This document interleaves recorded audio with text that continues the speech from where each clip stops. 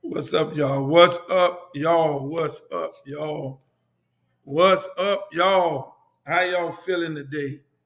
I am going back to my regular roots of doing on Wednesday, having a conversation about a lot of different topics.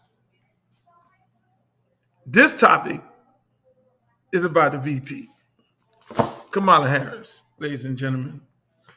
Kamala Harris. She is going to be our next president of the United States of America, whether they all like it or not. I am broadcasting on 3 different platforms right now on Twitter, YouTube, Twitch, Facebook, live, all over the place. And I just want y'all to want to welcome y'all here.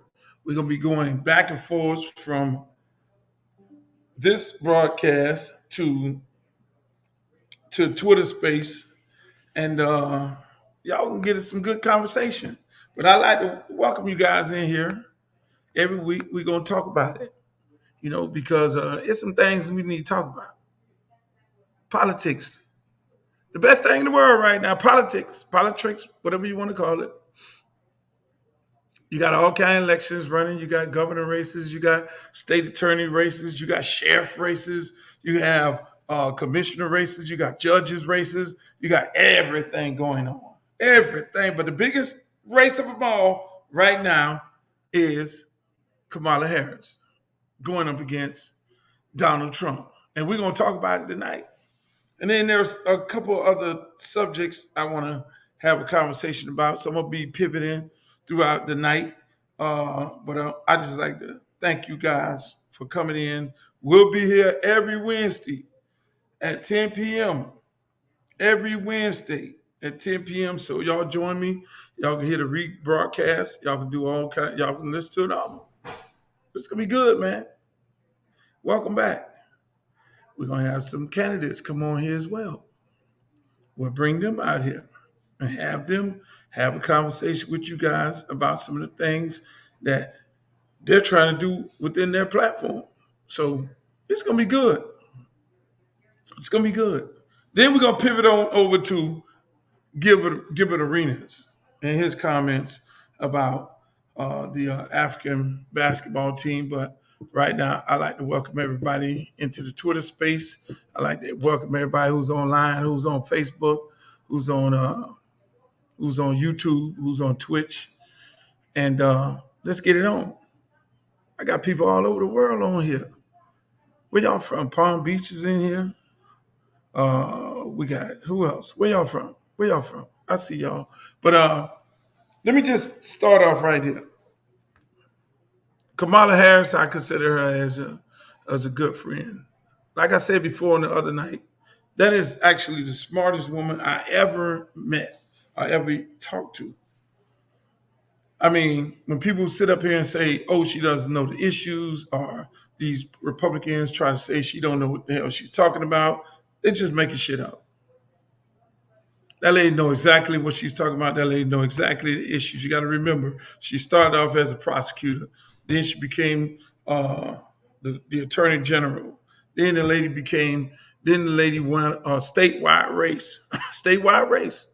When you're a senator, you win a statewide race in California. She became a sitting senator in California. Then ran for office. And I'm gonna start sharing with y'all some of the videos and some of the videos that me and her had when she ran for office. Now, keep in mind, when she ran for office, I was basically one of the only celebrities out there supporting her. I would call all my friends up and be like, "Yo, you got to support this sister, man." I would call some of the Divine Nine, the AKAs of the world. "Hey, you got to support this sister." I don't know. I don't know. Even though they all was root for Joe Biden, I called up some of the elected officials in South Florida, and they was like, I don't know. I don't know whether I want to support Kamala Harris and everything like that. I'm like, damn, is that bad? This is a sister running for president. But as soon as Joe Biden did what? As soon as Joe Biden made her his running mate, you start seeing all these old pictures of Kamala Harris and these same people who I called up, and all of a sudden they were so in love with her, and I'm like, damn, we live in a fake ass society. We live in a fake ass society. I can't believe it. How could y'all just like act like y'all didn't get a phone call? They got a phone call. But the fake society in which we live in, that's how it works. And now everybody is really on the bandwagon. Oh man, them same people. I love it.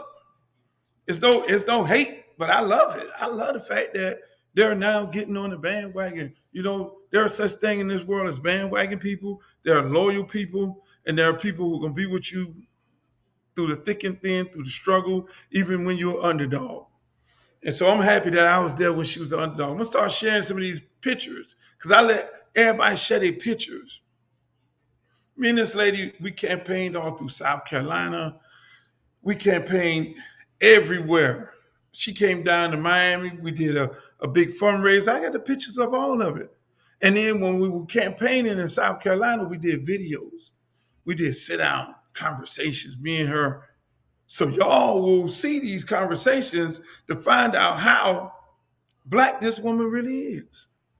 And don't think for 1 minute when I interviewed her, I just sat there and was like chilling. No, I wasn't chilling.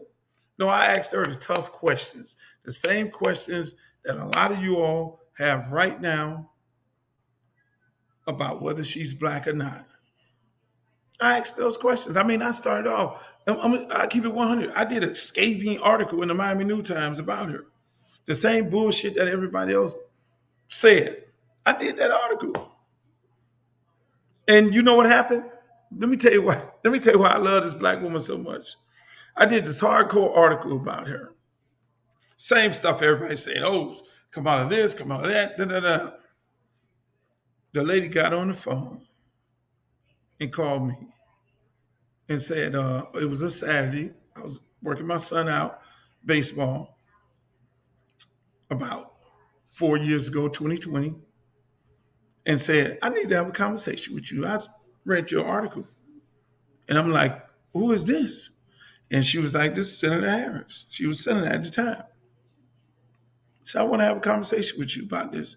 I said, well, Senator, I don't be interrupted while I'm working my son out, just daddy and son time. She said, well, I'll call back. And then my son was like, no, daddy, go ahead.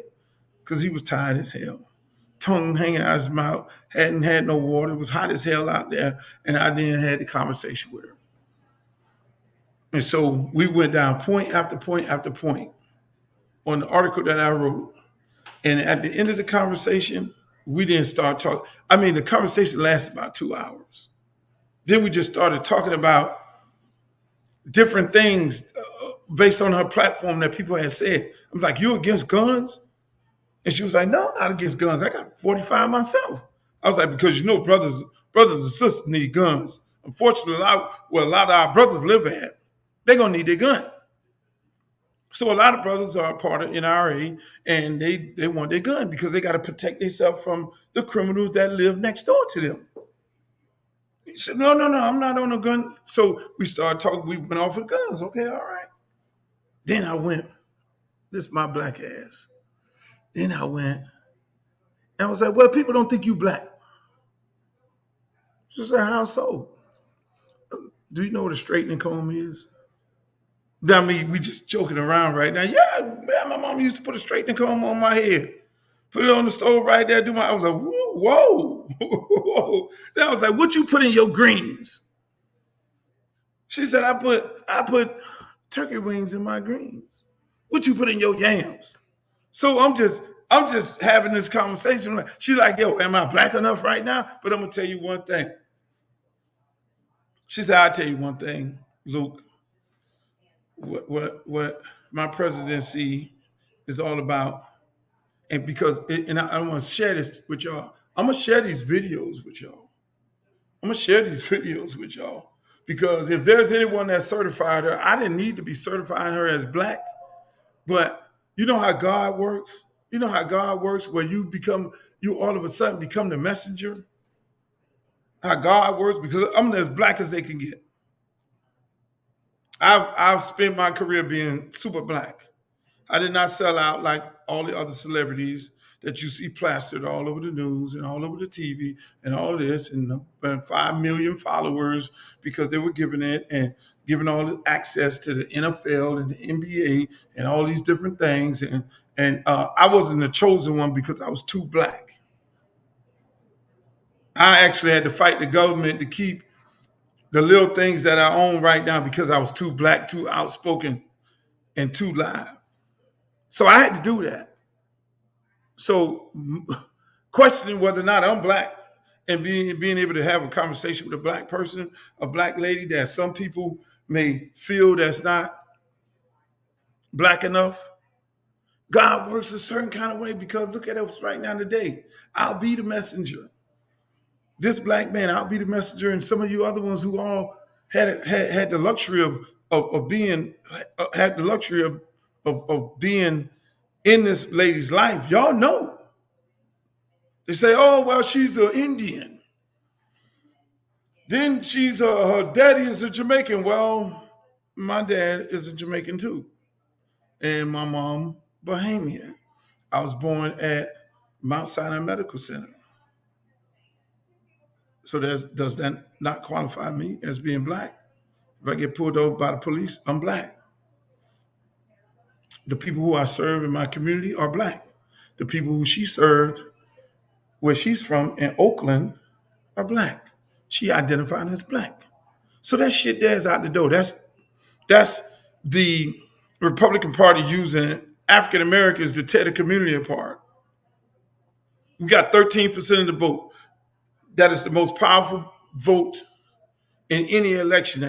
That 13% of electric, 13% of the population is the most powerful vote in America. You got to have black people to do anything.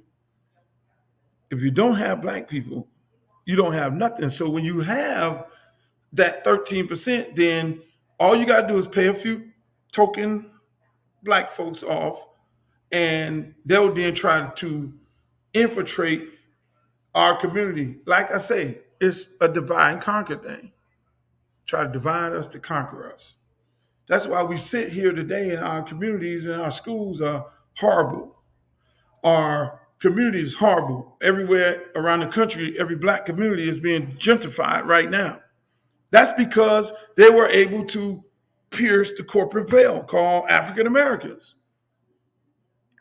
Mind you, we have so many people that look like us that we vote for, but they ain't actually doing the work for us because the money that's being put into their campaign locally and national and statewide don't come from people like us. That's why the most brilliantest thing in the world was happening for the last 2 days. African American women and men coming together online, making donations to her campaign. You see how God worked? That ain't happening with Obama. That's happening with this black woman. I mean, let me tell you, just spending that time with her on the campaign trail when she was running, going to malls, explaining who this woman is, who I met, and how I met her under some extreme circumstances, to the mere fact that this black woman got on the phone and said, I want to talk to you. That's some auntie shit. I want to have a conversation with you. And so again, we went through everything. And while we were traveling, we started videoing things. I was like, Senator, we got to go to the barber shop. Let's go to the barber shop. Let's talk to the people. The people need to know who you are at the barber shop. We went to the barber shop. I'm going to share those videos and those pictures. And we had conversations with brothers at the barber shop in Columbia, South Carolina. I say, Senator, you need to go to a historical black college football game, a classic game. She went to that. Whatever I got to do, Luke, I need to reach the people. We need to get this base of people. So I'm just thinking that all black people like they are now was going to jump on board with her at that point. They didn't. They didn't come. We ended up coming to Miami doing a fundraiser. She raised some money. I was there. I asked every African American black elected official in Miami to come. Only one showed up, and one of the white commissioners showed up, and I was kind of upset about that. Everybody had something else to do, but these same people are now having town hall meetings, and oh, we love it, and they're cheering, which I'm okay with that. I love that too. But again, I say all this to say this: it's no problem going with the underdog. There's no problem with going with what's right. There's no problem with going with the person that's best suited for the job and not the person who got the most money. And so I sit here today in amazement because I felt like at that point she should be the president of the United States. She didn't. She became the vice president. But like we all know, there's still hope. So then here we are right now, and I'm sitting there like, boy, God is good. I'm like, God, that man, God is something serious. Because the race was never over. She said, Luke, I'm gonna suspend my campaign for president of the United States of America because it takes money to win this thing. And the money it just ain't coming in the way it need to come in to have a race to win. And she suspended the campaign. Remember, suspended. So it was suspended for 4 years, and here we are right now today. It's back open.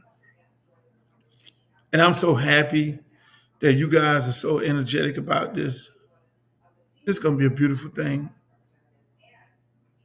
So, ladies and gentlemen, I'm going to open up my Twitter room. You're going to hear some people come on here, have a conversation. Then I got folks that are on YouTube and I got folks that are on Facebook. They have comments. I'll read some of the comments that they have off.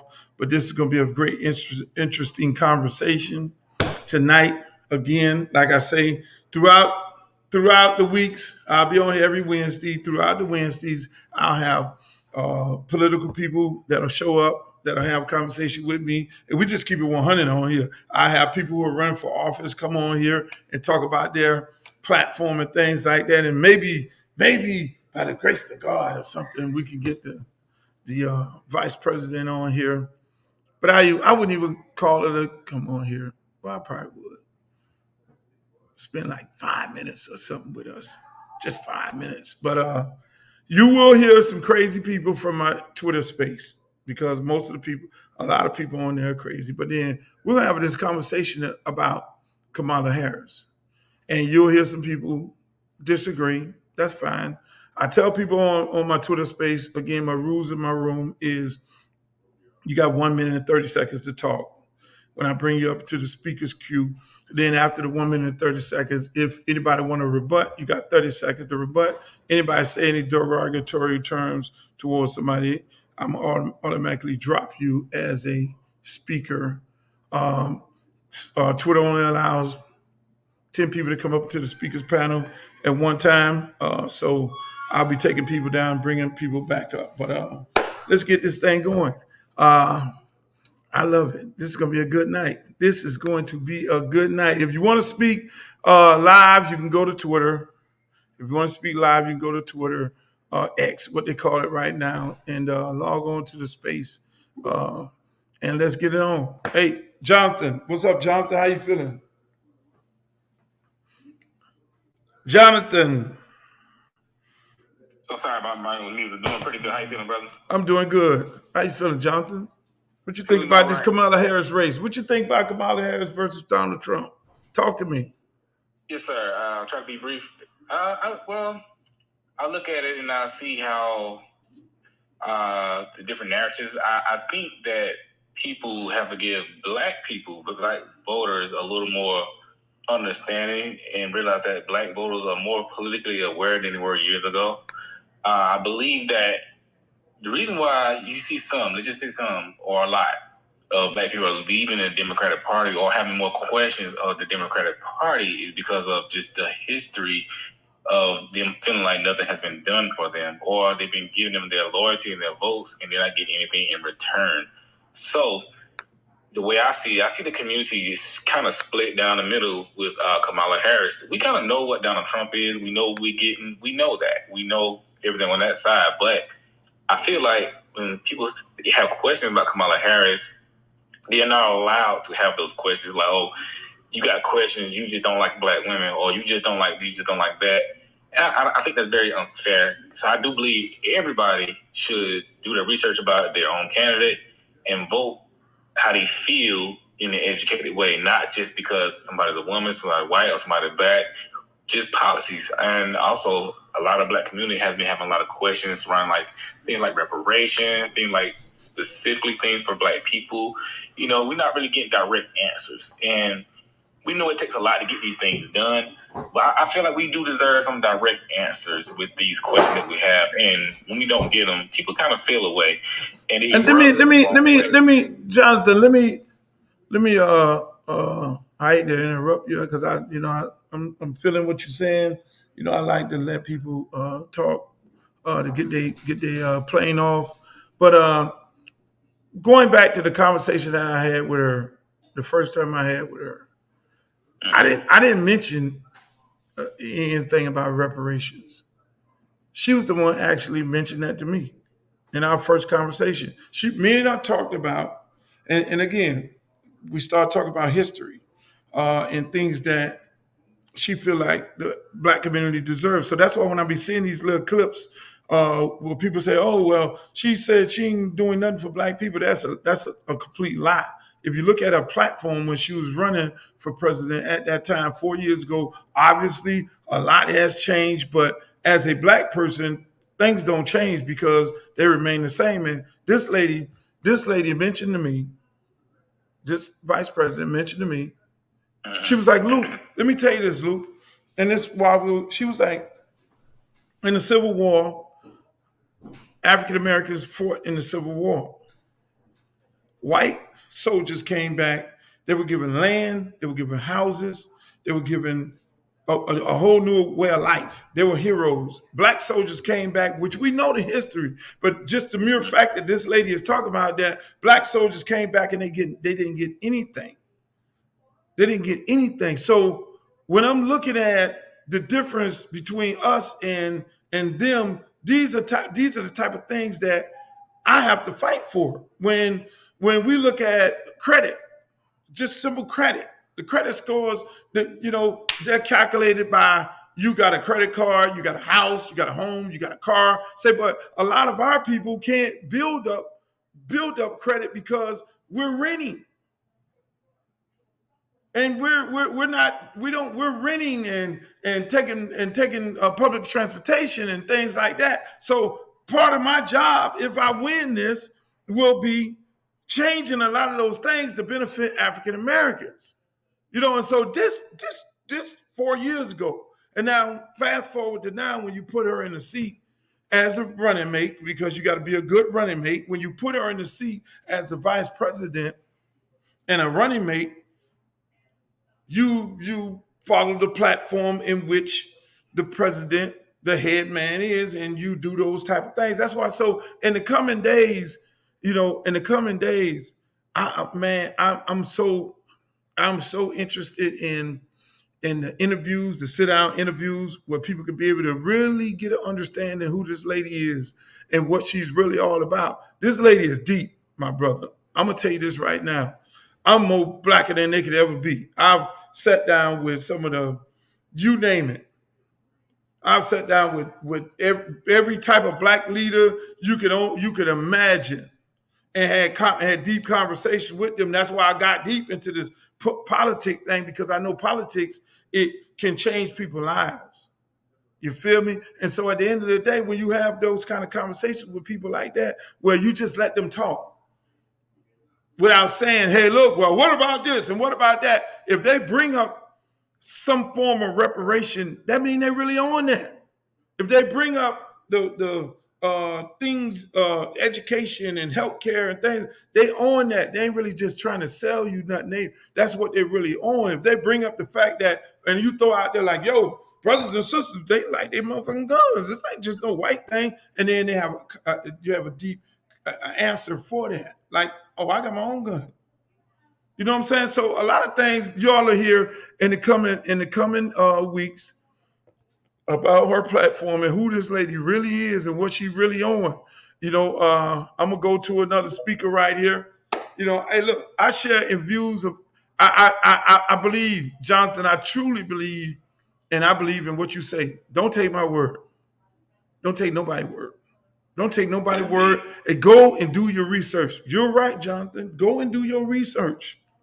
May I say one more thing before I get down? Yes, sir. It's I'll be very brief. They got speakers.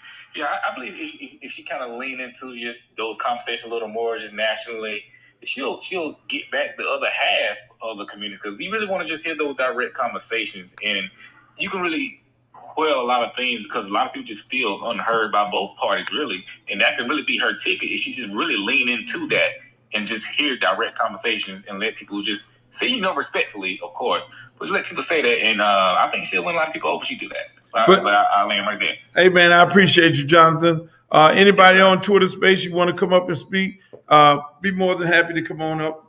You got 1 minute and 30 seconds to say what you got to say. And if you're in the queue, then you can rebut whatever somebody got to say in the after they finish speaking. But, like, I got some people on Facebook Live. There's, like, Luke, here we go. Stop 2025. Luke, you think we stupid? Well, I don't think y'all stupid. I don't think nobody on here is stupid. I think, just like Jonathan, everybody needs to go and do the research on a candidate, and don't let these people in the idiot box tell you, me or anybody else tell you, why you should vote for somebody. I don't do it. I never do it. That's why a lot of times I go against the grain. A lot of times I go against uh, some of my friends who are activists who come to me and say, Luke, you need to support this candidate right here. And I'm like, no. I got to hit that candidate platform. And this is an education for you guys. Hear the candidate's platform. Read up on them. Go to their website. You'll see their platform. Do a little research. Google works. This is the beautiful thing, the best thing they ever invented. Google works. Go and Google the person. See what they're all about. See some of the things that they talked about. Here's the key. Here's the kicker. Go to the election brew, hopefully I'm saying it the right way, and look at their campaign report. The people who are putting money into that campaign, because the people who are putting money in their campaign is the ones who basically own them. That's why you hear a lot of times a lot of candidates say, oh, well, I put $500,000 in my campaign. So a lot of times that means they're their own person and they basically run their campaign because they put tons of money into their campaign. But look and see who put money into the campaign. So if a guy, for instance, if a guy say, I'm here for the black community, I'm here to do the things that need to be done for the black community, but then he has a ton of developers who have put money into his campaign, you can bet your ass he get ready to sell the whole black community. He or she, you can bet because the developer, I'm just using that as an example, is not going to put money into a campaign where he ain't going to get nothing out of it. He ain't just put the money in no campaign because he's your friend, not no black people friend. But then a lot of times, that's what happens. Most of the time, that's what happens. If there's a school board member, and I suggest that y'all play the same game. So you can always look to see what direction that candidate is going to go based on how much money that candidate has in his campaign. Like I said before, it takes money to win an election. So I urge all y'all to make donations to Kamala Harris campaign fund. Please send money. Send the money. But that's how elections go. If you want to keep control of your elected officials and elections, you know what you do? You make donations. I was on the line tonight, yesterday night, and a young fellow was on there. He running for District 2, school board member, Miami, not Miami Dade, but daggone Broward County District 2. I was on there and I was listening to him and how he talked to his platform. I met him at Miami-Dade County School Board meeting. He was there he used to work for my good friend who's the school board superintendent for Los Angeles County Schools, Alberto Cavallo. And I met the young man. The man now is, serving as a school board member in Broward. And I heard him talking online and I made a donation. It's easy. I'm gonna make a donation to Kamala Harris campaign. You gotta put your money where your mouth is. If you want to control your elected officials, not control them, but if you want to not lose control of your elected officials, you need to make a donation. All right, I'm getting ready to go into this Pan-African lady here. What her name is, I can't even see your name on here. I got two things going on. D, what's up, D? How you doing, D? I'm on this thing right here. We're going back to Twitter. Let's go. Duke of Pan Africanism. It's on you, Duke. You got to come off the speaker. Okay, you can hear me? Yes, sir. I can hear you right now. Go ahead. How you doing tonight, man? I'm fantastic. I can't complain. Man, I had a space with your name in the title. I wish if you came in. Oh, Lord, you should have sent me an invite. I did. You saw it. Did y'all talk bad about me? Come on, man. I like y'all when y'all talk bad about me. Go ahead, Duke. It's on you. I'm sorry. Pocket. Yeah, go ahead, Duke. Firstly, you have my candidate up here, and I think you had a good conversation with Dr. West. I appreciate you. Wish you left the space up. But more importantly, we're talking about the VP, Kamala Harris. I wanted to ask you a specific question. And it's directed to how Black people would approach this election cycle if ex-President Barack Obama comes out and doesn't endorse Kamala Harris. Where does the Black vote go to, in your opinion? If Barack Obama don't endorse Kamala Harris, well, that's because he doesn't like her as the president. But I don't think that's going to happen. I think strategically he's waiting at the right time. He's letting some things happen, and at the end of the day, when she gets all the delegates at the convention, everybody that's affiliated with the Democratic Party is going to have to either endorse now, they're gonna have to endorse then, unless you Manchin, which is a crackpot. I don't know why they keep reelecting him. They need to make him independent. But if Barack Obama or any other Obama does not decide to endorse Kamala Harris, I don't give a fuck. I'm going to support her. You know what I'm saying? That's why I just went on this little rant of everybody need to go and do their own research. Everybody need to do their own research of their candidate. And if you do the research of a candidate, then you make your own decision. So don't worry about whether Luke endorsed her, Barack Obama endorsed her, or Oprah Winfrey endorsed her, or anybody in the world. You do that on your own, and I truly believe in that. And again, these candidates, I urge people to go on these platforms, these Twitter platforms, X and all that, and tweet them some of the things that you're interested in. And I guarantee you some people are looking at it. And if enough people do tweet them about an issue, you'll hear them at some point have a conversation about those issues. But again, my whole point is do your own research. So, hey. Yeah, my second question is, since you're talking about research, to you, what is the most pivotal policy on the VP Kamala Harris's platform that you believe in and you want people to know about? Let me say this. It's early in her campaign right now. You don't know. Okay, all right. He said, I don't know. You would have named the policy. She's campaigning on the work that they've done, her and Joe Biden, which is a lot of work. Okay, what do you That propose? that is she's What? campaigning on that. I like this, Duke. Duke, if you don't know, if you've been around for 3 years, I can go down changes, policies after policies, different things, whether it's healthcare, whether it's whether it's money being donated to the millions and millions of dollars being given to HBCUs. We can have that conversation all night. Yeah, We but got, but are you supporting Trump? go ahead. Are you supporting Trump? Yeah, well, you're clearly not listening. If I said Are that you you had my support? candidate, like I said, you're clearly not listening. If I said you had my candidate on here, you had a decent conversation with me. Yes, Cornell. Oh, so Dr. you West. candidate, you Cornell West. So let me ask you this here: what's the difference between Cornell West and Kamala Harris?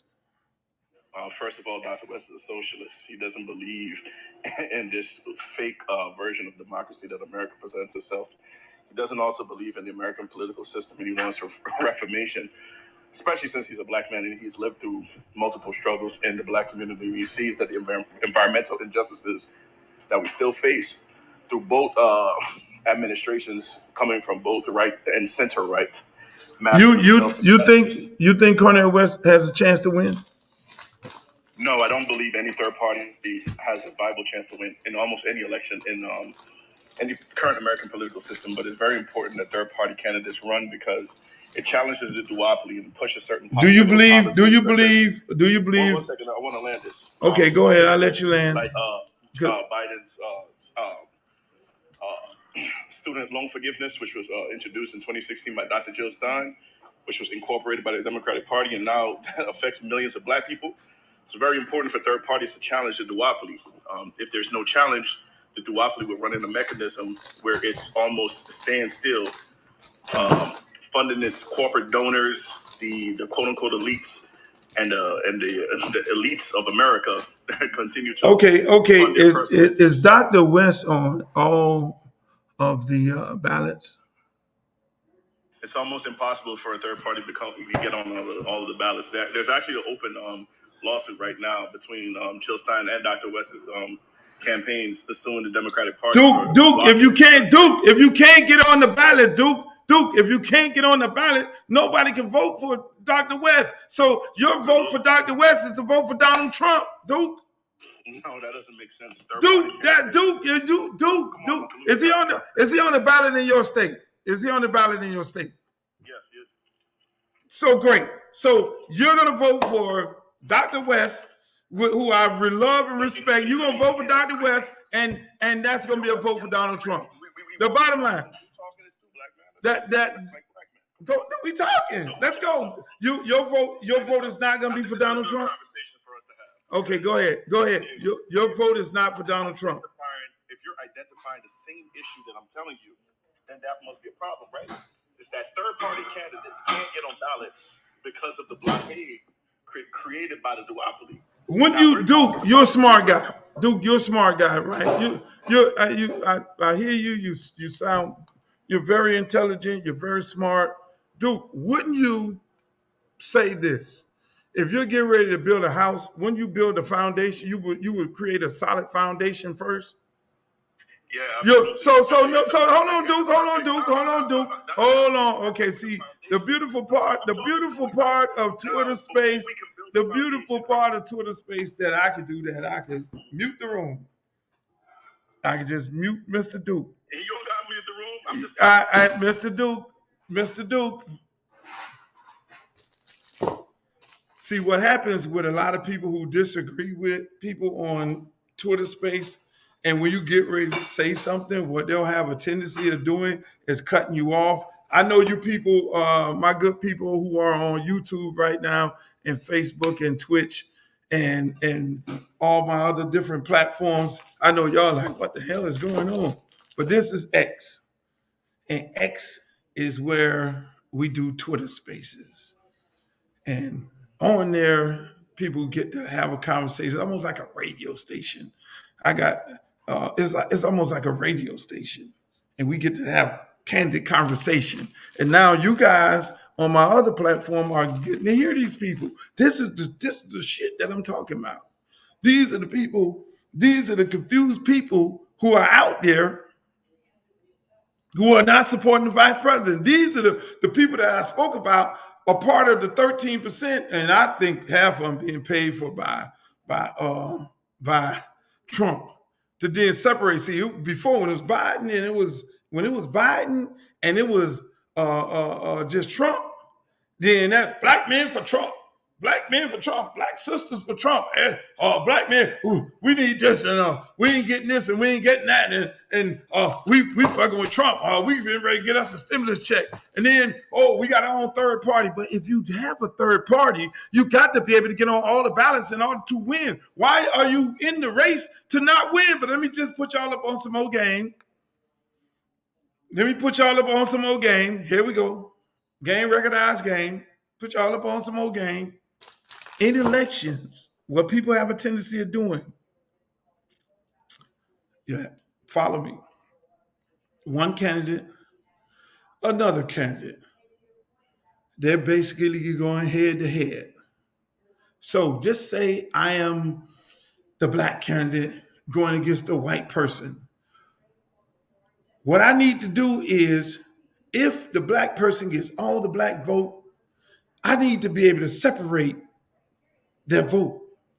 I need to water his candidacy down. So I may need to put another person in the race that's like him that could take some of his votes away. I might have to put another person in the race that's like him to take some more of his votes away, to weaken him in his arsenal so that my white constituents and my Hispanic constituents and all my other people will then go through there. Oh, he got some Jewish people getting ready to vote. He gonna get all the Jewish vote. Okay, let me put a Jewish ringer in there who has no chance.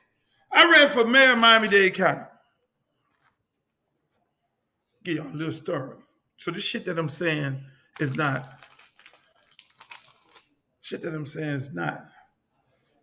Is by experience. Ran for Miami-Dade County mayor, special election against Carlos Jimenez, the most racist is one of the most racist, in my opinion, Cubans I ever met in my life. I'm running against this dude. It's me and him and another Spanish guy. All of a sudden, these black guys started getting in the race because I had all the black vote. This is a special election. All these black guys getting in the vote. And so I started looking at all of their flyers. Simple shit, because I'm very observant. I started looking at each one of them dudes' flyers. And all the flyers looked the same, just with a different face on it. They were cut the same way, came from the same company. So basically, the guy who I was running against was putting money into these these ringers campaign to then what? Water down my vote. They do that. People do that. So I love Dr. West. I don't think Dr. West is a part of that. Just so you know. I love Dr. West. But if Dr. West should have ran against Biden and won the Democratic nomination because that's what most black people were running. But Dr. West has all the right in the world to run independent as a third party candidate. He created his own party. He has all the rights in the world. But I would think, that's what I want to tell Mr. Duke, I would think that if you know you're going to create your own party and you're getting ready to run in this race, you can't go scream that you're not on all the ballots. You need to do that before you need to you need to do the work, say, okay, I need to, if I'm going to run in 2024 and 2020, I need to then start working on being able to be on all the ballots before the race. You can't get in the race and then say, I'm not on all the ballots. That don't make sense. That don't make sense at all. So Dr. West is probably one of the most brilliant black men in the world, brilliant as men, period, in this world. But Dr. West he's not on every ballot. There's no way he could win. So to tell people to vote for Dr. West is ludicrous. That is a vote for Trump. It's a vote for Trump. Bottom line. If that's what you're gonna do, fine. If you're gonna vote for Trump, that's fine. Just do it straight up. Come on up in here, Matthew. And anybody want to come up into the listeners queue, be more than happy to come up here. Mike Jones, Democrat. The Democratic Party did not allow people to select a candidate. Really, Mike? I need to see your face. The Democratic Party selected Joe Biden. That's who they selected. Come on up here, Mike. I'm sorry, I had the room muted. Matthew Miller. It's on you, Matthew. Holla at me, Matthew. Thank you. So, hold on, Matthew. First of all, let me ask you before you go on, are you supporting Kamala Harris? Of course I am. Matthew, tell me how you feel about her candidacy. I think it's one of the most wonderful things that's happened in a long time. I have to give kudos to Biden for doing the right thing, as hard as that was, but then we quickly transitioned into a meteoric candidate, right? I mean, she's got it all. She's smart, she's articulate, she's well-spoken, she represents multiple subordinate communities. She energizes. As an activist and somebody who's ran campaigns in my state, I was finding it very difficult to get people motivated. People were going through the motions, but it was like out of duty instead of out of passion. What state you in, Matthew? What state you in? Indiana. Okay. Outside of Fort Wayne. Matthew, what's your race? What you're white, Hispanic? I have to claim white because that's what I appear to be. My grandpa was pure Native American. I live outside of our ancestral lands, but I certainly. So when they say white people will not vote for Kamala Harris, I mean, what do you say to that? I'd say they're absolutely wrong. Unfortunately, I can't also lie. I do think that there are far too many white racists out here, and I think that the majority of people in the Midwest probably would not, at least the people that look for it like me. But that's not the coalition. We want to get as many of them as possible. We especially want to affect the young people. We want to do the work that Bayard did, and build larger coalitions. These things are very important.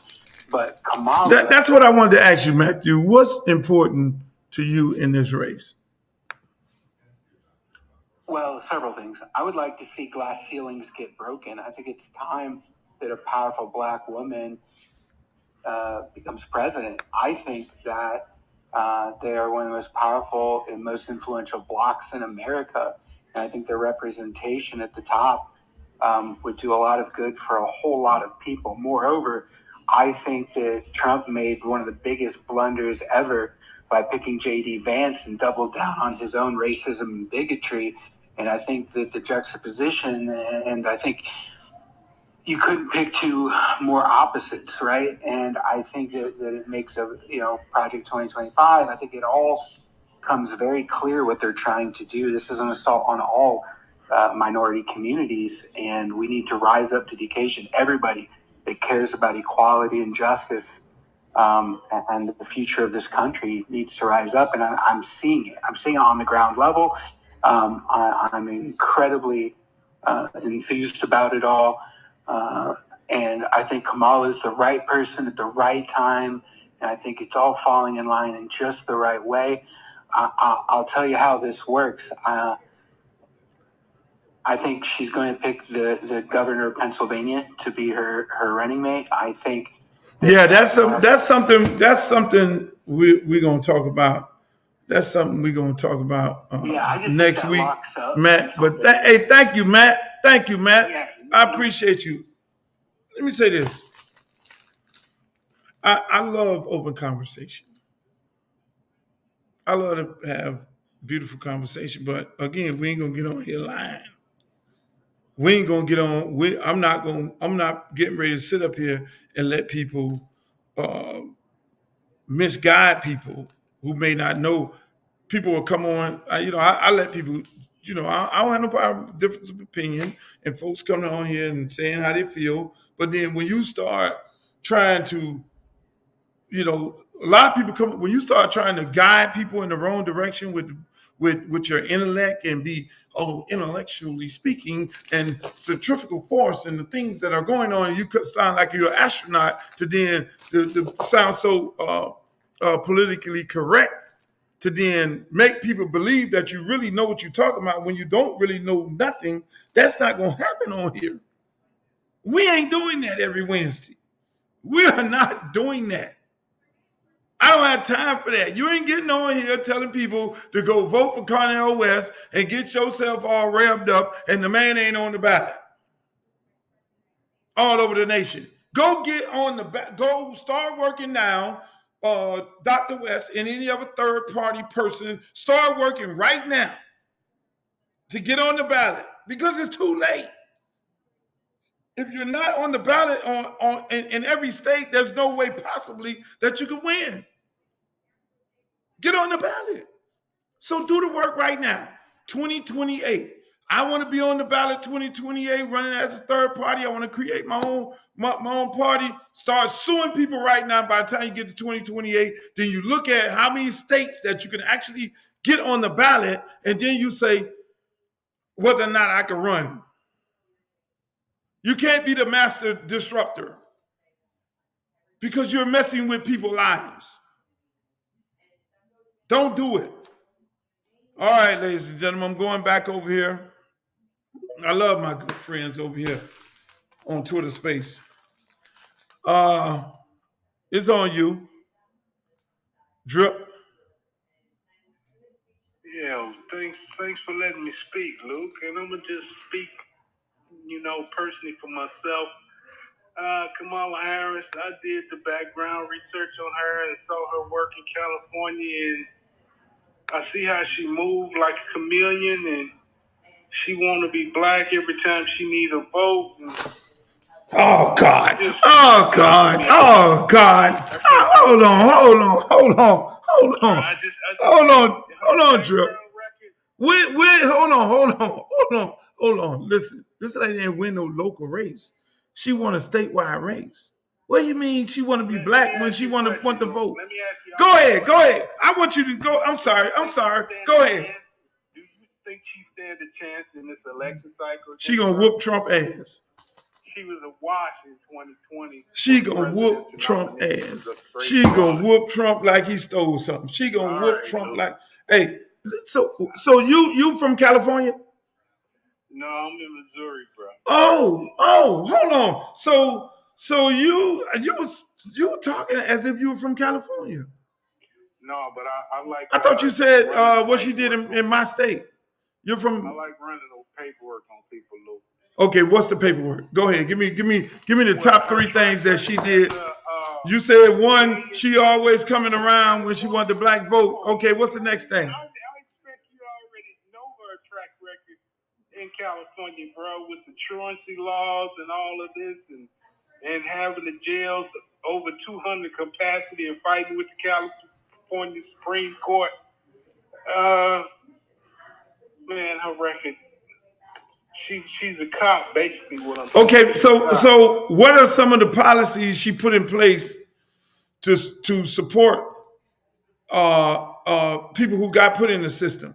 Did you, when you did your research, did you to support? Yeah, when people got out and how to expunge their records. Too much harm to be talking about support. Oh God. Okay. All right. Hey. I like you too, my brother. But let me just say this here, ladies and gentlemen. Once again, we got another person on here who don't understand how civics work. So let me give you guys a civics education here.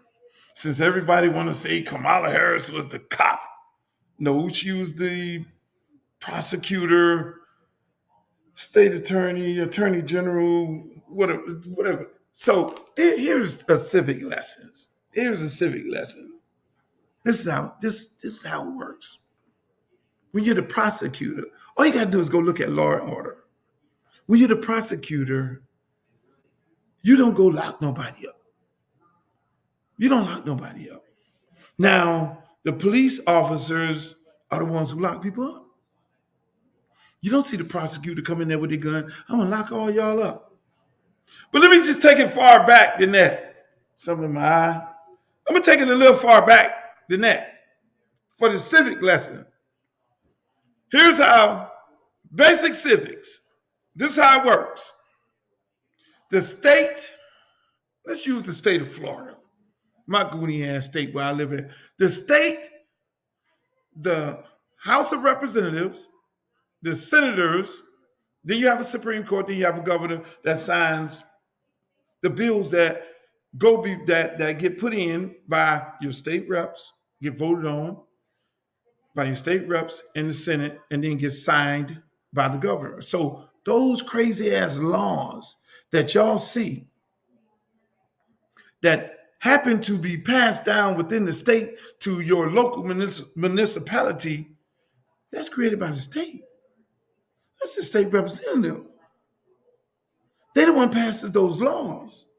Then the governor signs it. So for instance, if I'm going to lock you up for a joint, then the state legislators, civic lesson, what they end up doing is somebody sponsors a bill. And that bill says you get locked up for a joint.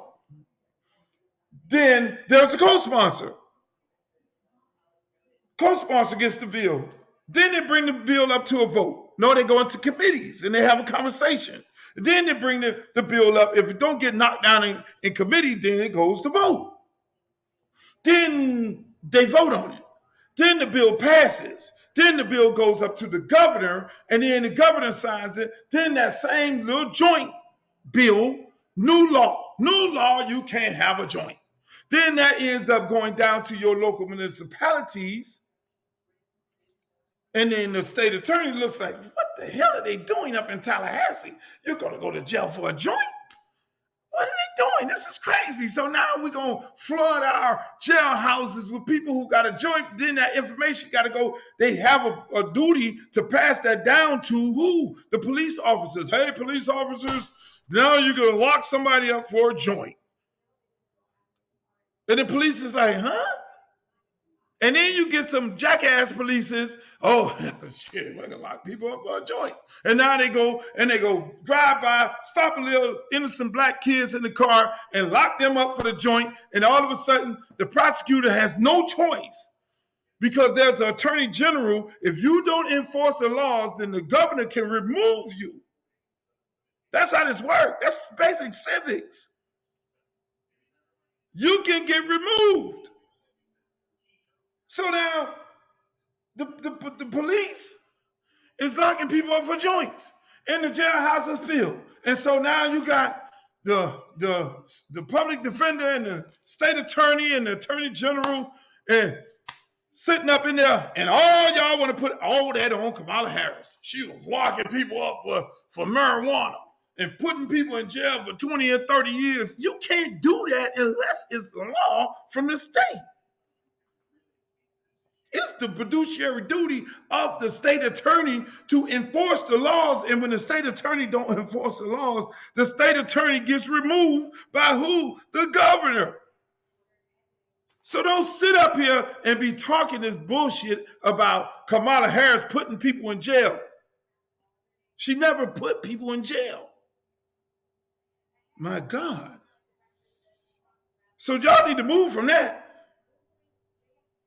And now you need to try something different. Move from that. Try something different now. Try something different. Fatima, I'm doing civic lessons today. I'm gonna start charging y'all ass for this. Fatima, I get your name mixed up all the time. Go ahead, it's on you. Miss Fatima, it's on you. Oh, thank you, Uncle Luke, for allowing me to speak so soon. I put two things in the timeline.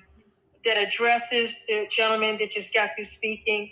There was a program called the Back on Track program, which was a reentry program to facilitate ex-offenders in reintegrating. Who was that introduced by, Fatima? Who was that introduced by? It was introduced by Kamala Harris. Okay, hold on, Fatima. Can you, because these people they do selective research when they research our candidate. So can you say that again for the people in the back? Who was that bill sponsored by? The Back on Track reentry program, which was actually a national model, and actually, to be quite frank, I just started digging into Kamala Harris's history and what have you in the last days, and I've heard a lot of this stuff, but I didn't pay attention to it. But I found out a lot of it is misinformation and actually bullcrap. So that's two things I wanted to share. I put it in the timeline. The Back on Track program was a reentry program for ex-offenders, and it was a national model. The other piece, this nonsense about her locking up 15 men of marijuana also isn't true, and I just put information in timeline about that. And the last thing I wanted to share, one of the reasons why Kamala Harris became a target is because she refused to seek the death penalty in the police shooting, in the shooting of a police officer.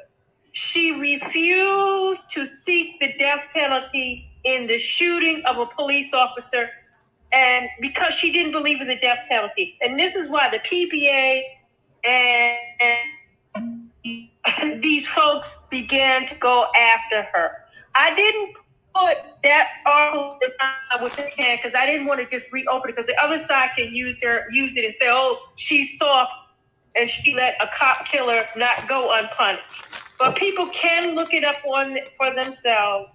The reentry program, the misinformation about her locking up marijuana users, which is actually untrue, and her refusal to seek the death penalty in the shooting death of a police officer. Now I'm gonna let you come up here, my brother Drip, and rebut what Miss Fatima said, because she just rebutted everything that you said. Go ahead, it's on you. You got 30 seconds, Mr. Drip.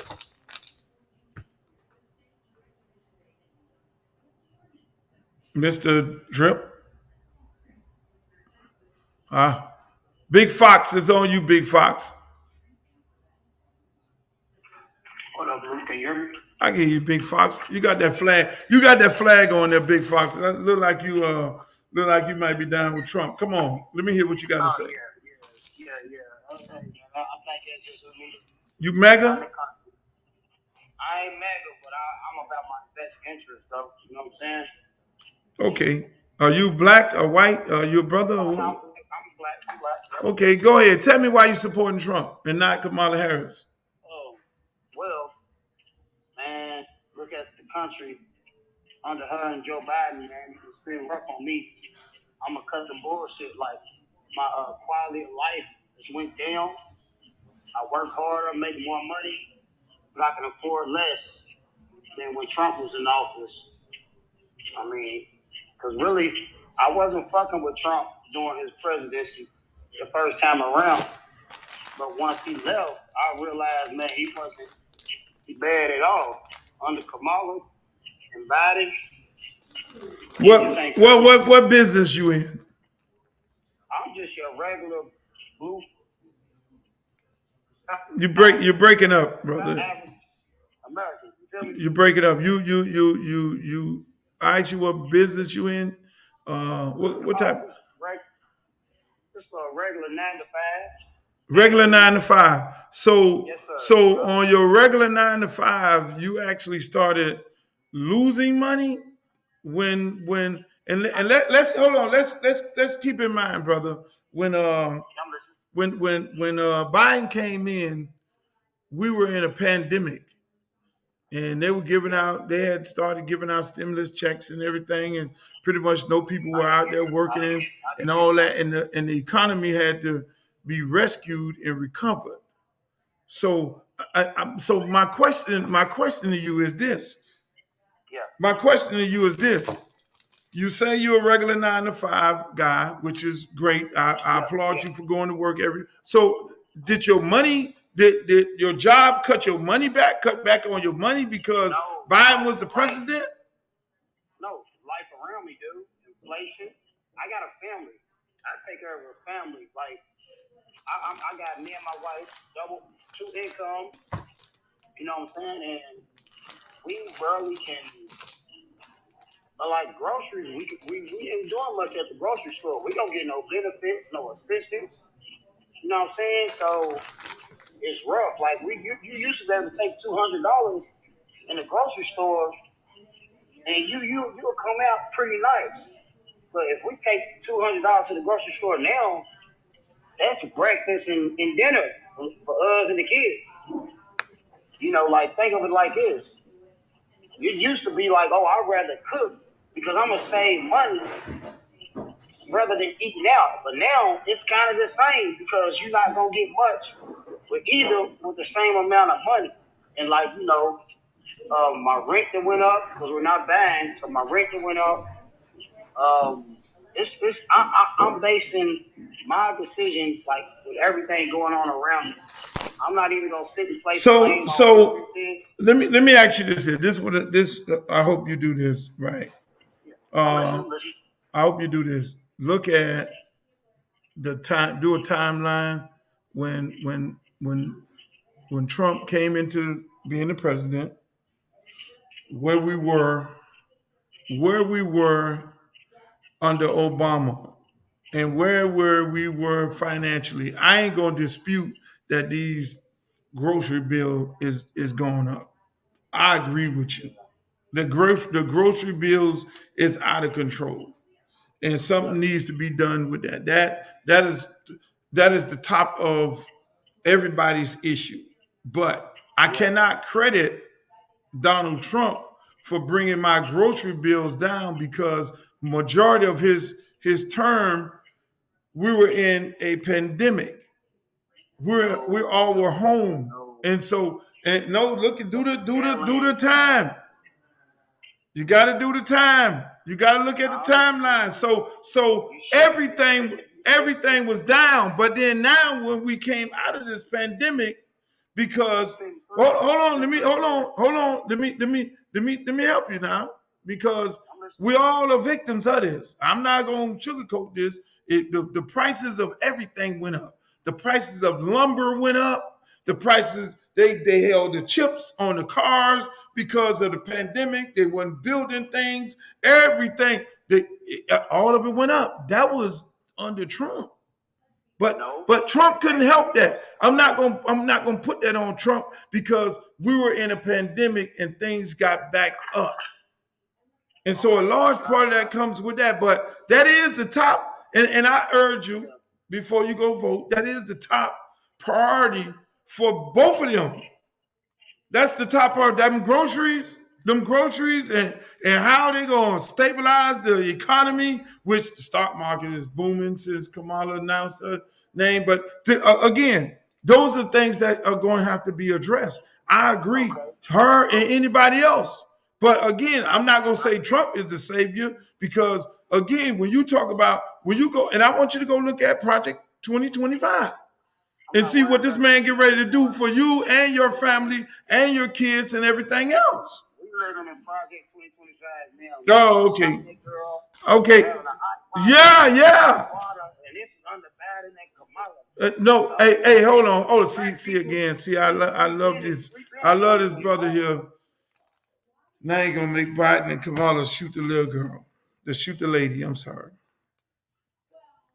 That's the misinformation. Biden. It's under Biden and Kamala that the lady, we're living in Project 2025 right now. No, we're not. That is Donald Trump's platform. And I urge everybody to go look at Project 2025. See, that's what happens. You know, people have good conversation at the beginning, which he made a great point about these grocery bills. Yeah, you go to the store and $200 don't get you nothing. If you got 4 people in your household, it's looking bad. You might have to spend $400, which I understand. Gas prices, I understand. Those are the things that the next president has to deal with. It's not a quick fix. It becomes OPEC. How much OPEC? What are we going to do? So Trump said that he's going to get the gas prices down by doing what? Drilling here in the United States of America. Okay, if we're going to drill here and that's going to bring our gas prices down, I'm okay for that. But then, what are the experts saying if we drill here? Are we going to have enough in reserves for our kids? Again, we need to understand these type of things. You want to drill, baby, drill? In a pandemic, I ordered a car. I ordered a Range Rover. It took me damn near 2 years to get it because we were in a pandemic and they weren't making the cars like they were making the cars. They weren't making the lumber that they were making the lumber. Some people are still backed up on trying to get their houses renovated. That's what the pandemic did to us. No Biden thing. Then the guy want to get on here and say Biden is the one who shot the girl. It was under Biden that the girl got shot. No, it was the dumbass police officer who was fired or resigned by 6 different departments, kicked out, and this racist department hired him. So you're going to put that on Joe Biden? Really? Joe Biden is God. He can see everybody. Millions and millions of police officers around the country. And just so you know, the police association does not vote for Biden or the Democratic Party. Majority of them don't. Either we're going to have an intellectual conversation or we're not. My good friend, Coach Dirk. How you doing, Coach Dirk? And then I'm going to bring you up here, Mr. Scott. Come on, Mr. Scott. Oh no. How do I get you up here, Mr. Scott? It's on you, Mr. Scott. Knock yourself out, Mr. Scott. Let's go. You got the mic. Thank you for the time. I really like the conversation that you had going on. I agreed with like a lot of stuff you were saying about the carryover, the amount of money that's being spent.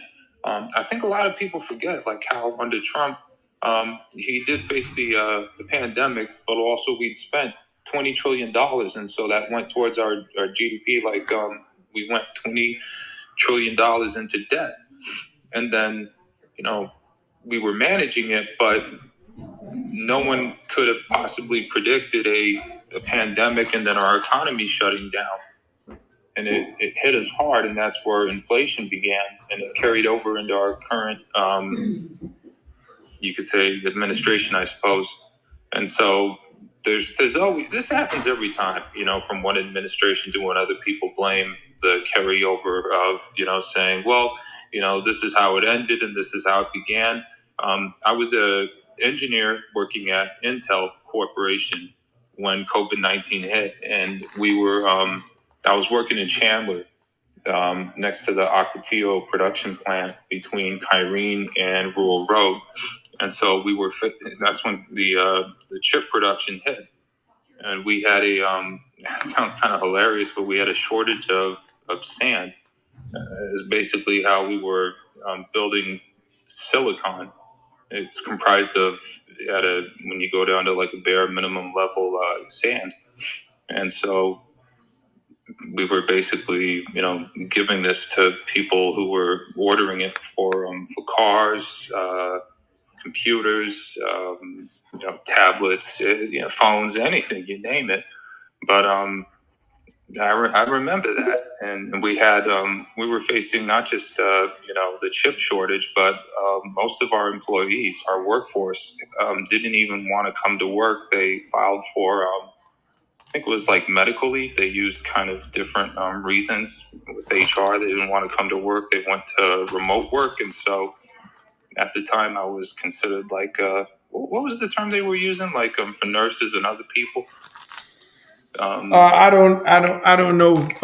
But hey, thank you. I want you to stay in the queue. I'm gonna bring some people up, and I'm gonna allow these folks to have a conversation here. Again, folks, you can come up in here. You can speak. You can put your hand. Please put your hand up if you want to speak. And if you want to rebut what somebody has to say, it's okay to rebut what they got to say on there. Let me just. I have quite a few people on. Like I say, to refresh Essential the room. worker. Let me refresh the room. I'm on Facebook Live, two of my platforms. We're on YouTube Live. We're on Twitch. We're on X at the same time, ladies and gentlemen. On these other platforms, we got quite a few people on there, and they're sharing some of their thoughts on here. One person, Jeremy Dorset, and there was a lot of jobs that never came back.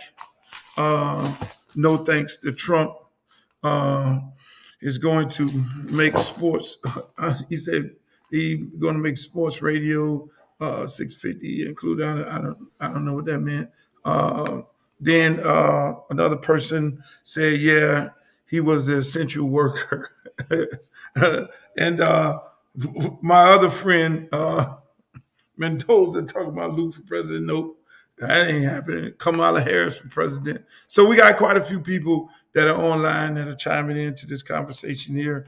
Again, please put your hand up so we can get to you.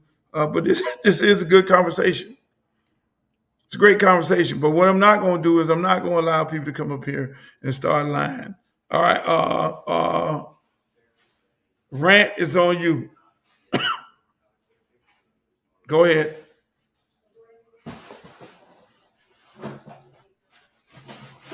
Maybe I have a double mute. Rant is on you, Rant.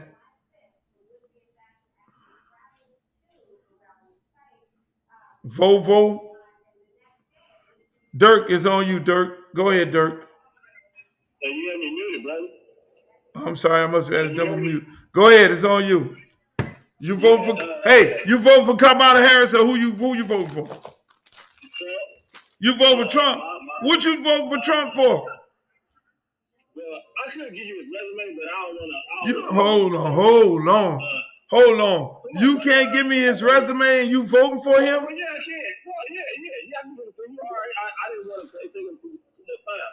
I'm looking at his first presidency. Right after he got elected, when he was president-elect, he invited black people to the Trump Tower to have a conversation. That's a fact. We can go look that up. Okay. He said, hold on, brother. Let me give you a resume. It'll take a minute. Go ahead. He said, black folks, I'm about to be the president. I haven't even took the oath yet, but I'm about to be the president. Y'all got a grievance? Come on, come down here and talk to me. Steve Harvey, a couple basketball players, a couple people went down there. Black people saying every black person that went down there, black. So what did he do for black people? Oh, wait, let me finish, brother. You got to come on. You got 1 minute 30 seconds. Come on. You got a whole nation of people waiting. You telling me about that vote? They brought some Negroes down there to speak to the Messiah. Come on, Voodoo.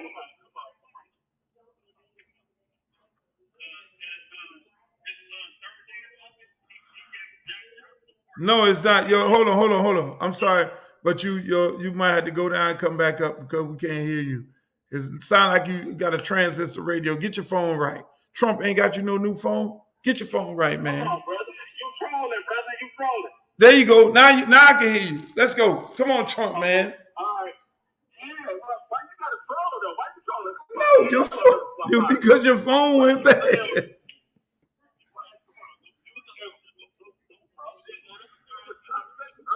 Can y'all tell him his phone is not working right? Because he think I'm trolling. You got to go down and come back up. I got you. As soon as you come back up, I got you. It's on you, Dirk. Let's go, Coach Dirk.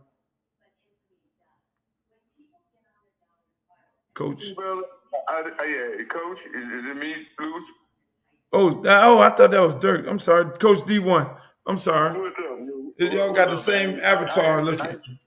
I ain't seen you for a while, but what's up, man? You doing all right? I'm doing good, man. We're having this conversation about Kamala Harris, who's going to be our next president of the United States of America. How you feel about that? Here's how I feel about it. And let's be real, Lewis. If we real men, if we really talking about being a real man, here we go. You gotta think about what Joe Biden just did. This is the president of the most powerful country in the whole world, and this man turned around and said, "You know what?" And this is how we do when we kids. When we grow up to be men, and your dad hands you over, and it may be a speech sometimes, or it just may be that that when he tells you you got to go do things that are responsible for the family. He did that. He gave, and me and my wife talked about it. Said, if he really loved this country, he would give it up. So it's not about him. It's about the whole rest of the United States of America, and that's what he did. Yes, that's what he did. Look, Coach. Why these people can't understand it? Why these people got to make a mockery of the fact that this man looked at the film. You're a coach. He looked at the film. He looked at himself in the debate. He has to build himself up. He can't get up the steps of the airplane. And yes, his mind ain't slow. His extremities are slow and everything. And he already had a stutter for the rest. From day one. And so the man is sitting there. The man looked at himself. And the people around him, I'm pretty sure his son, his loved ones, and all of them say, look, hey, granddad, this ain't looking good, granddad.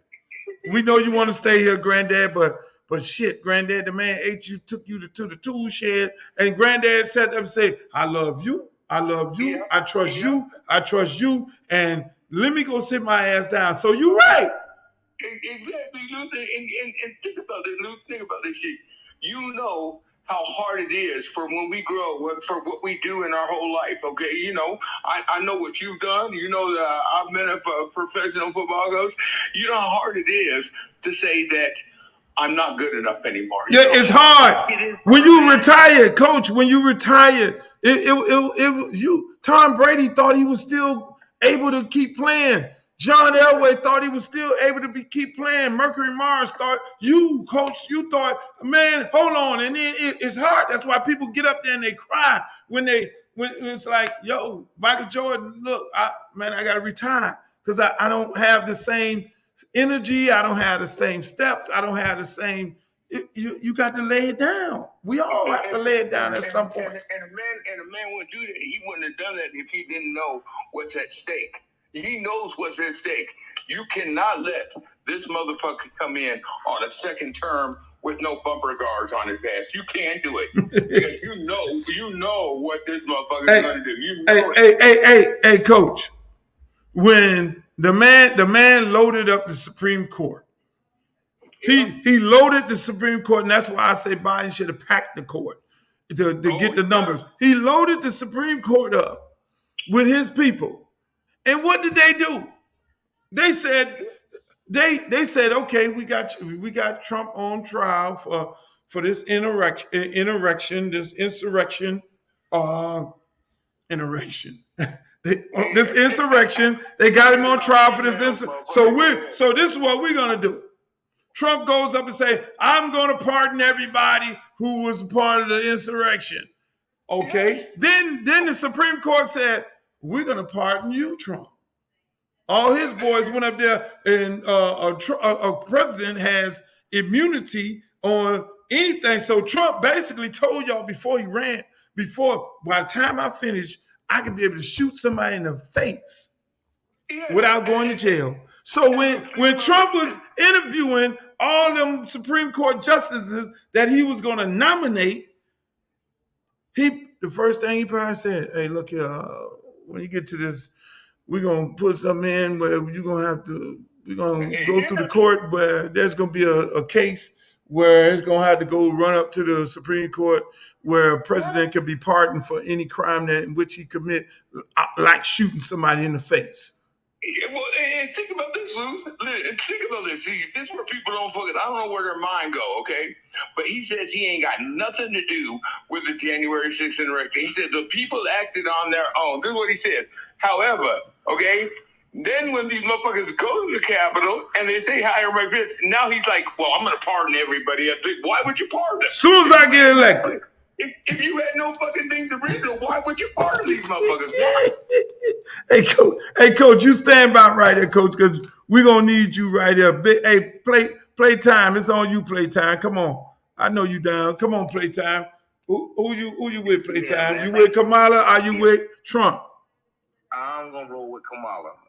Okay, talk to me, play time. Talk to me. Yeah, I mean, and so I'm listening to you first time, what I'm saying? I follow you for a long time, man. I'm from the South, right? And, what gets me when he says black people job, you know what I'm saying? And I grew up popping tobacco, stuff like that, you know what I'm saying? And then those jobs that we did when I was growing up, you know what I'm saying? Yes, sir. And then when you say stuff like that, it kind of like takes me back, like, look, wait a minute. We come past that. You think we were past that? You would think he know we passed that. Well, then you got people, like black people that don't read. I'm not saying everybody doesn't read, but to say that, okay, right, we're going to take this country back, making America where it was before. That way takes me back to when I'm saying I hear stuff like that. And then, it takes time to recover from the last presidency, stuff like that. And people don't understand it. Quick change doesn't come overnight. It takes time. And you got Republicans that disagree with, back and forth. I get tired of him talking about the border. Other than that, Trump has nothing to run on. Other than the border. Nothing.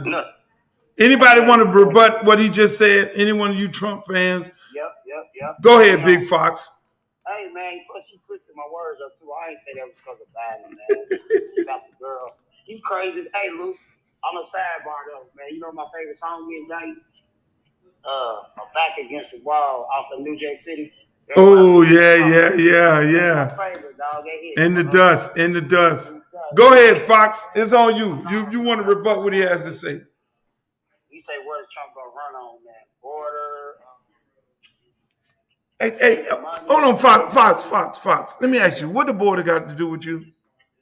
How does the border affect you? I mean, it's just not right. And what's not right? It's not right for Americans, period, because what they do, they're coming in and getting resources. Never mind that job shit. They ain't taking my job, you know what I'm saying? I ain't tripping on that, but I'm saying the resources, and this all goes back to my first argument. I don't get no food. Man, I work like a dog. I don't get food stamps. I don't get no assistance.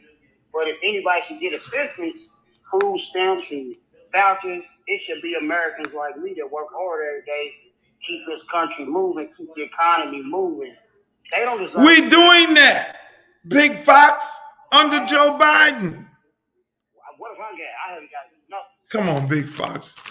You living good, man. You living good, beautiful country. Hold on. Fatima, can you break down some of Joe Biden policies that help Big Fox and all the families of America? It's interesting because I had a conversation with someone on the timeline. Hakeem Jeffries had put out that he was endorsing Kamala Harris. And this woman had said, well, what is he going to do for Black people? And I mentioned the millions of dollars that were given to HBCUs. I also mentioned how student loan forgiveness, which predominantly impacted Black people. Ma'am, as well. Hold on, let her talk. Let her talk, Big Fox. I'm not finished, sir. And then I have clients who were paying $200 and $300 a month for medications, and now their medications are free. So the thing, and these are things, because unfortunately we have hypertension. They don't want to talk about prescription drugs and how Joe Biden brought the prescription drugs down. Go ahead, Fatima. Let her go. But like I have a number of clients who are paying money full out of pocket for prescription medications, and now their drugs are free, particularly for diabetes and other life-saving drugs. And this impacts everyday people. And unfortunately, we have some of these health conditions, like diabetes, like hypertension. And he has partnered and got the pharmaceutical companies to reduce the price of drugs, these life-saving medications. And I have clients who were paying money, lots of money, previously to this administration. Now they're not paying anything out of pocket. And that impacts all of us. Thank you, Fatima. Who we got next here? Dupree, it's on you. Dupree, the cable guy. Let's go, Dupree. Who you? Can y'all hear me, Luke? Yeah, we can hear you. Who you supporting, Dupree? Who you with? You said who I'm with? Who you with? Who you with, Dupree? Who you with? Get crunk. Who you with? I'm with Black Empowerment, bro. Who you with, Dupree? You with Trump or Kamala? I'm with Black Empowerment, and Dupree. It's not on the ballot. Dupree. Yeah. Are you voting in? Hold on, Dupree. Are you Dupree? Are you voting in the election? I can't give them the satisfaction without the tangible agenda for me, so I ain't gonna vote for him. But I would be fine with not voting and him winning. You want what? Hell no. Do you know what would happen to you? And I'm sorry to break in, Luz, but go ahead. But I grew up in the project. I grew up in the fucking projects. You think? And I'm going to ask all y'all this one question, okay? And I don't live why you let that man bust into the conversation? No, Dupree has stayed. Dupree, stop. Dupree, stop. Go ahead. Go. No, he's rebutting what you said, Dupree. I grew up in the projects, and I know what it is for a single coast to come to where you are to recruit you. I want to ask you something. Do you think, as a man, as a black man, that Donald Trump would ever ask you to come to one of his dinners at nighttime with his people? Do you ever think that shit? Because Coach Witcher came to I ain't going to that nigga house for no cares? Who cares? Yeah, I ain't going up with him, Joe Biden house or Kamala Harris, because all that look like it's going to be no man. Donald Trump don't give one shit about Donald Trump. Hey, Donald Trump don't care nothing about you. He don't care nothing about you, Dupree. I'm sorry, Dupree. He don't care nothing about you, Dupree. Can I ask you a question, Luke? Can I ask you a question? Ask me what you need. Go. I care about me. Ain't nobody ever cared about me. You crazy? What is? Hold on, Dupree. Hold on, Dupree. Okay, I gotta mute Dupree. He's not listening to me. He's not listening to me. Dupree. Just like Coach said, Trump don't care nothing about you. You're saying that you're not gonna vote. If you don't vote, that's fine. That's a vote for Trump. And you know it. You smart enough to know that.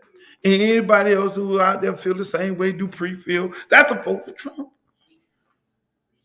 If you don't vote, are you serious? You got a black woman on the ballot. This is what I want to say. This is what I'm so confused at. Before I get to PJ. PJ, you coming up next. We as black people, we're sitting up here. Most of you all got kids. You got little girl, little boys, and you're looking at your kids.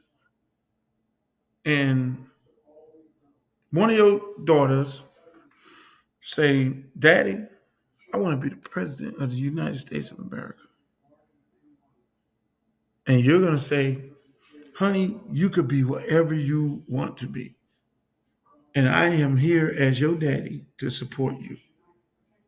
And your other little son say, Daddy, I want to be the president of the United States of America. Son, you could be whatever you want to be. I'm here for you, and I'm here to support you. Now, here's the things that you need to do. You need to get your books and all this. You need to get your grades and all that and these things. And then they grow older. They go to school, and then they run a campaign to be school president. Then they go to college. They go to run and be school president in college. And you see your child, that little black girl and boy, black boy and girl, that inspires to be president, senator, congressman, governor. So you're going to deprive them of that? And here we have a base of, we represent 13% of America, the strongest base of any nationalities. And we're going to do what? I'm not going to support your daughter. I'm not going to support your son. When majority of African Americans are moving in this direction, well, there are flaws in the Democratic Party. There are flaws. There are major flaws in the Democratic Party. I ain't about to sit up here and say that shit all squeaky and clean. It's a lot of racists in the Democratic Party. I'm here to say that. It's a lot of good old boy system. It's a lot of people that are it's a lot of white people in the Democratic Party that are fucking more racist than the people in the MAGA party, because they're in the Democratic Party to do what? To get things from the party and things from black folks, because they know black folks is gonna vote, and that they take advantage of the situation. Even in the state of Florida, we got a Democratic. We have a lady, Nikki Free. She's the damn the chair of the Democratic Party in the state of Florida. Black people voted for her when she was the agricultural secretary of agriculture. She has a lot of so-called black friends. But then when there are black people who get in races, against statewide races against some of her white or Hispanic friends, she tend to support her white and Hispanic friends, which I don't have no problem with that because she's white. But that's the Democratic Party. So Democratic Party have a lot of flaws in it. It's not squeaky clean by no choice. Just like the Republican Party is not squeaky clean by no choice. I look at them as a majority party of racists, not all Republicans, but that mega shit, they're on a whole nother movie. So at the same time, when I look at Miami Beach has always been ran by a Democratic mayor that has always disenfranchised young African-American boys and girls. But then when I look on the other side of the bridge with Mayor Suarez, who's a Republican, I get stuff done by him. And then Daniela Cabo, who's running for re-election, I get stuff done by her. She's a Democrat. So you're gonna get most of the things done by Democrats if it's time to move in a certain way. You're gonna get more things done by Democrats. I'm sorry. Right now, if I want to save money, if it's really all about me, I'll be voting Republican for the tax breaks. But then how my people gonna suffer? Because I got maybe 10% tax break on the money. I'm not doing that. I'd rather pay an extra 10% tax-wise so that all my people can eat, so that prescription drugs prices can be down, so that infrastructure bill can affect black contractors and businesses, so the military veterans can be able to get the resources they need, so money can go back into education, so that education in the public schools, so that HBCUs can keep getting the same amount of money that they've been getting, and more money, more resources, so they can build. So that little money is like, okay, man, hold on, man. So you really don't vote for, you vote for party. Is the Republican Party going to give you reparations? What is the Republican Party going to do for black people? They've told you time and time again. Look at the track record of Donald Trump's number one comrade, number two, Ron DeSantis in the state of Florida. This man banned books. That's a part of the 2025 plan. You need to go read that. This man banned books. He banned Black history books in the state of Florida. Banned them. Said, well, I don't know Black people. I don't want the little white kids in the class feeling some kind of way when y'all talk about Black history. But we could talk about Hispanic history. We could talk about every other history but Black history. This man has attacked Black people, and he's mega one of Trump's main homeboys on a consistent basis. And this is what you people want to vote for. You want to vote for the people who on Fox News, Kamala Harris went to a colored sorority event. That's how they really feel. And that's what y'all contemplating voting for? No, y'all got to be better than that. Ladies and gentlemen, I want to thank you all for being on here tonight.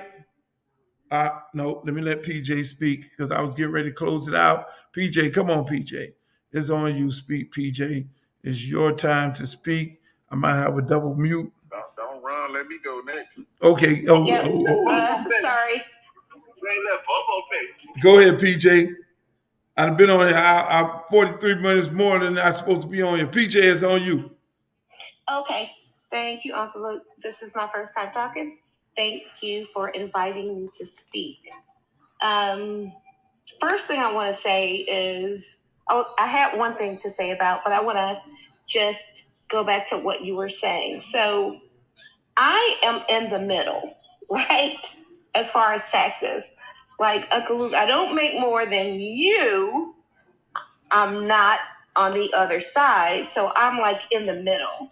The middle is being taxed like you would not believe.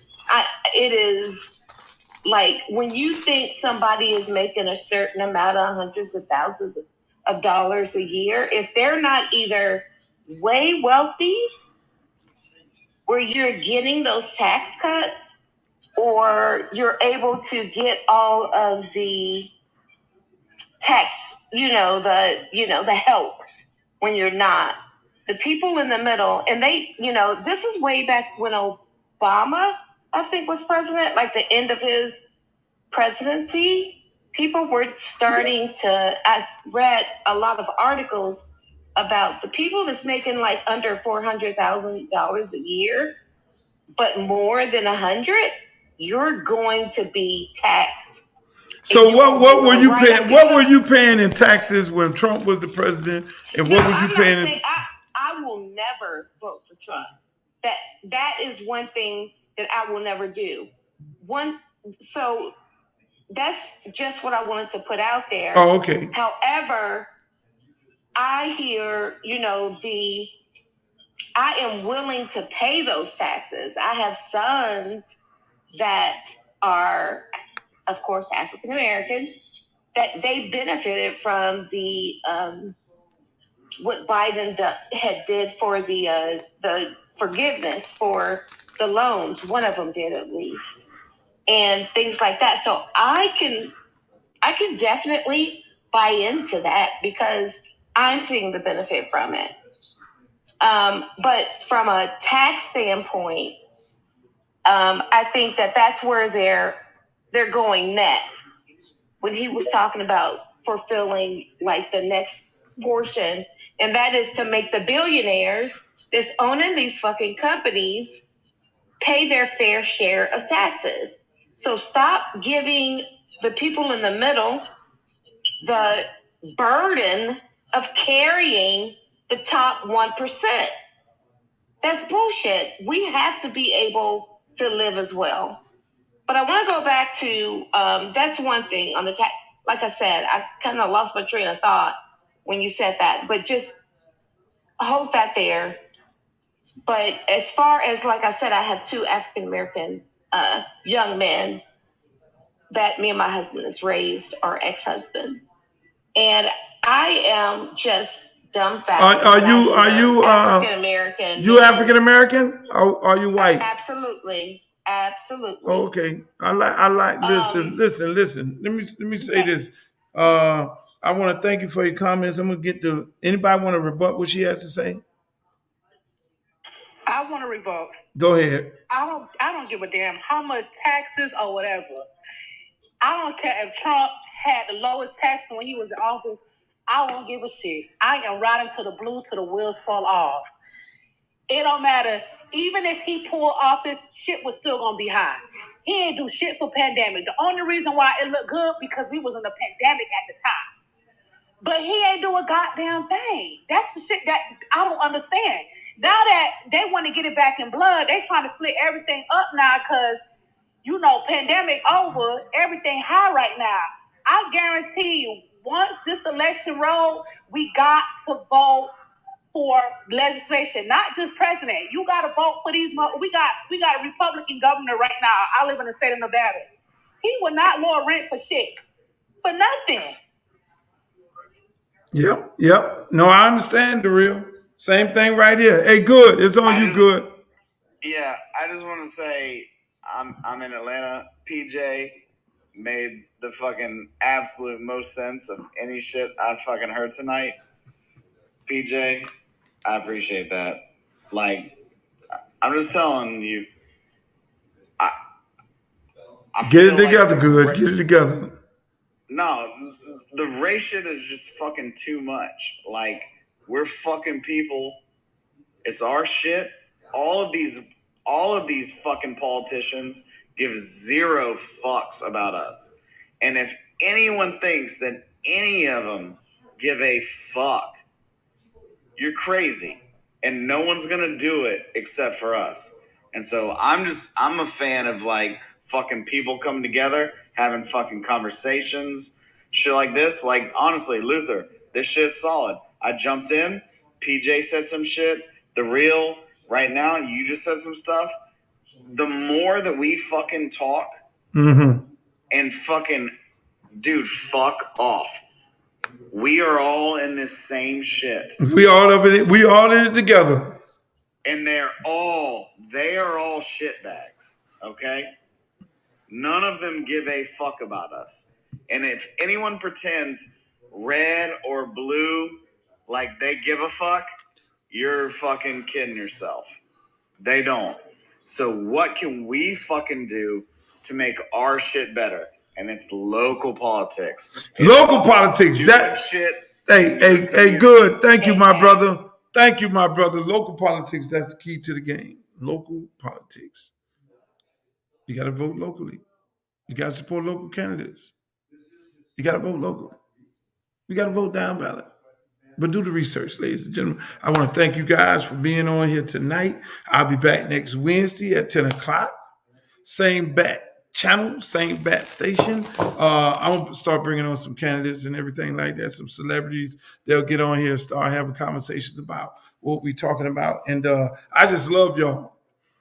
This is epic. I got to get it together. I got my girl Zika on here. She handles all of my social media. She didn't even know I was going live. She gonna cuss me out. Like, why you didn't let me know you were going live? We need to organize this thing. I need to promote it and all that. I just do things on the spur of the moment. But I'm back talking politics, sports, politics, entertainment. We're gonna have guests on here, and we're gonna have politicians who are running for office on here. You'll get to speak to them, ask them questions and things like that live on all of my platforms. I just didn't go on Instagram tonight because going through Instagram is kind of crazy and everything like that. But Miss Zika will straighten it out. I like to say goodbye to you people on Facebook Live on my fan page. Hey, if you want to follow me, make sure you follow me on Twitter, Uncle Luke Real One. That's where I'll be at. And you can follow my fan page, Uncle Luke, on the fan page. But I enjoyed you guys. I hope y'all enjoyed the conversation. We'll be back next week. I holla. Thank you. Love you. Mean it.